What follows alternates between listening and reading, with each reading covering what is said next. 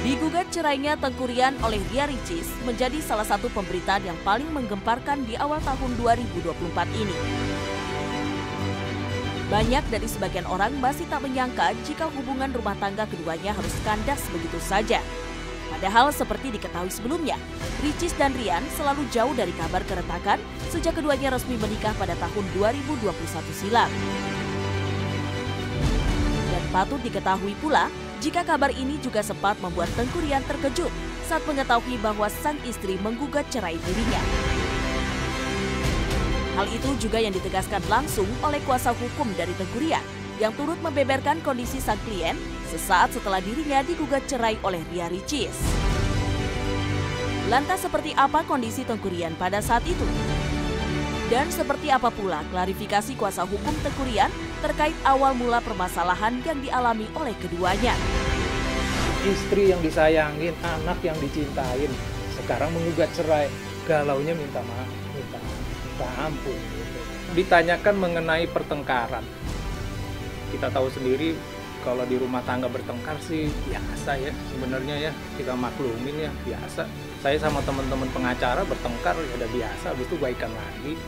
Jadi memang kalau umpamanya dibilang sudah lama bertengkarnya kapan, apa segala macam, ya kita nggak bisa menetapkan waktunya kapan gitu.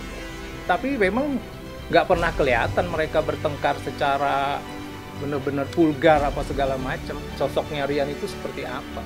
Bukan laki-laki yang betul-betul gimana ya, emosian, temperamen, meninggalkan rumah. Ini memang salah satu upaya Ryan sih, upaya Ryan untuk bisa mengerem, biar bisa area juga lebih nyaman mungkin di rumah, jadi dia mengalah. Kalau serumah sudah tidak. Dari kapan, Bang? Dari kalau Ryan bilang sih setelah pulang dari umroh.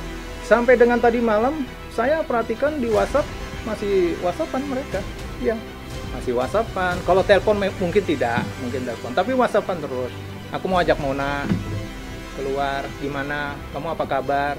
Gitu ya, biasalah gitu. Ya memang sih tanggapannya sih agak sedikit ini ya, menurut saya sih ya biasa aja lah gitu. Kalau kita kan sama istri sama anu kan, sayang di mana gitu ya kan. Ya itu hal-hal itu mungkin belum lah. Perlu waktu buat mereka berdua. Kalau isu orang ketiga ya namanya public figure ya, sangat mudah artinya berkomunikasi, beradaptasi, bersosialisasi dengan siapapun. Jadi itu tidak benar juga. Saya sampaikan itu tidak benar. Tidak ada perselingkuhan baik yang dilakukan oleh Ryan maupun oleh pihak sebelah. Oke. Kalaupun ada isu-isu lain di belakang itu yang santer, aduh, saya nggak mau berkomentar terlalu jauh. Saya pastikan bahwa dan saya langsung berbicara dengan ayahanda, ayah daripada Ryan, dan beliau juga banyak bercerita bagaimana beliau menempatkan diri beliau, dan seperti biasa orang Aceh, orang yang sangat santun dan hormat, tahu adab ya. Jadi kalau umpamanya ada pemberitaan terlalu campur tangan urusan ini, sekali lagi saya sampaikan itu tidak benar ya. Dan itu mungkin akan jadi isu sentral nanti yang akan disampaikan oleh pihak sebelah di dalam ruang pengadilan. Saya berharap sih itu bukan hal yang perlu mereka sampaikan nanti di sana. Karena kalaupun banyak berita di luar sana begini, ibunya begini, bapaknya begini, ya selayaknya orang tua lah. Ini mungkin ya perhatian karena kasih sayangnya lah kepada menantu gitu. Kalau berantem ini yang biasa sering ngalah ya? Oh saya? Oh. Saya dong enak aja. Kenapa? Saya, hah? Kenapa katanya? Berantemnya itu karena kayak misalnya mau nentuin tujuan nih mau kemana, aku pengen kesini tapi aku lebih mengalah dan ikut istri.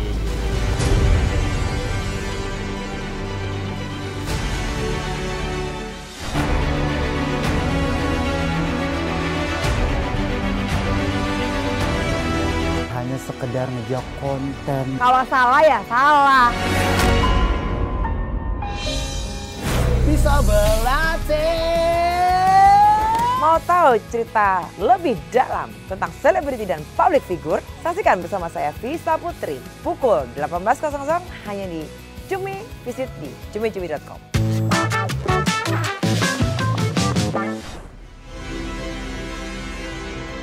Pasca digugat cerai oleh Ria Ricis, belakangan Teuku Ryan memang tak pernah muncul di hadapan media. Setelah kabar ini meluas, kini Teuku Ryan pun akhirnya buka suara setelah dirinya digugat cerai oleh Ria Ricis di Pengadilan Agama Jakarta Selatan pada 30 Januari lalu. Melalui kuasa hukumnya, Dedi Rizal Armidi, Teuku Ryan mengaku berupaya untuk bisa berdamai dengan sang istri. Sebagaimana pria berusia 29 tahun tersebut sudah melakukan beberapa cara untuk mendekatkan diri dengan sang istri. Teuku Ryan selaku suami tentunya setelah berupaya, saya pastikan telah berupaya dan terus-menerus coba berusaha untuk bisa berdamai, merangkul kembali, mengangkat kembali istri dan anak-anaknya. Anaknya maksud saya.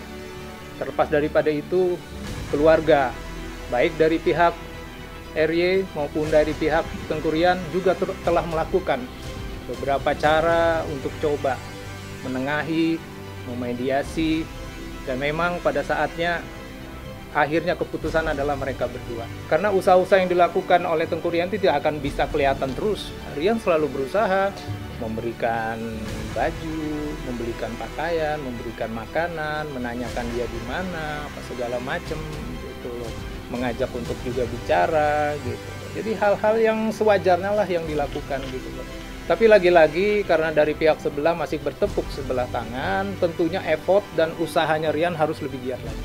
Baik Ryan maupun RY tidak ada mempersoalkan mengenai Mona harus ikut siapa dan bagaimana, karena ini adalah pengasuhan bersama. Walaupun secara kumulasi di dalam surat gugatan diminta oleh RY untuk hak asuhnya, tapi itu biasalah, itu biasa. Dan sampai sekarang akses Ryan untuk bertemu, untuk bisa membawa Mona keluar dan segala macam itu tidak pernah dibatasi oleh. Walaupun, nah ini mungkin yang sedikit kita sayangkan, semua izin dan apa-apa tuh nggak bisa langsung ke RY, selalu lewat manajer. Tapi it's okay, itu bukan satu problem. Yang penting Ryan masih bisa bersama-sama dengan anaknya yang tercinta. Ya, kalau nafkah batin, inilah saya tuh mesti hati-hati nanggepin yang di luaran ini. Dianggurin setelah melahirkan, ya. Nah, itu tuh mesti hati-hati kita. Khawatirnya itu bukan dari hati yang paling dalam oleh RY. Jadi kata saya menasihatin Ryan untuk lebih bijaksana menanggapi itu.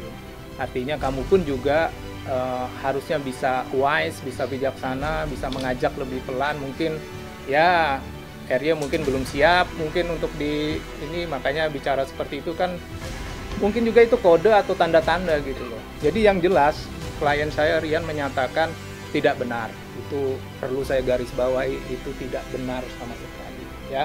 Ryan itu orang yang sangat bertanggung jawab dan menjaga marwahnya ya. Jadi tidak benar sama sekali Ryan itu tidak memberikan nafkah ya. Sampai dengan saat ini baik rumah, ada 2 rumah malah yang dibeli saat ini itu semua artinya hasil bersama gitu. Ryan tuh memperlihatkan semua bagaimana dia memberikan nafkah itu kepada saya. Tapi ini cukuplah untuk konsumsi nanti di dalam ruang pengadilan gitu. Sebelum tanggal 19 masuk di ruang pengadilan, seperti biasa kalian tahu selalu akan dimintakan oleh majelis hakim, yuk mediasi dulu ya. Kami pun juga secara personal ini juga akan melakukan upaya mediasi. Keluarga Ricis itu keluarga yang sangat mengerti soal agama. Dan itu memang faktanya Mbak OSD itu melakukan gitu. Beliau menjembatani ya, mempertemukan, mencari solusi dan segala macam, dan itu kita nggak pungkirin dan sangat kita hargai. Memang tujuan daripada pergi ke Mekah itu kan dalam rangka itu, biar mereka juga bisa mendekatkan dan mendapatkan jawaban yang ini. Soal mereka kembali akhirnya dari pihak sebelah untuk memutuskan, walau kita nggak bisa prediksi. Dan ingat, sampai sekarang Ryan adalah suami sahnya Ryan. Tahun ini banyak gak cobaan di rumah tangga yang kalian hadapi? Oh banyak. Cobaan. Semua kalau dijalanin mah nggak ada yang berat. Aman-aman aja, tapi makin sini ya makin sejalan, nggak ada yang gimana-gimana sih. Ya cuman kan kalau kata orang memang jangan membayangkan pernikahan itu indah, karena pernikahan itu tidak seindah yang dibayangkan.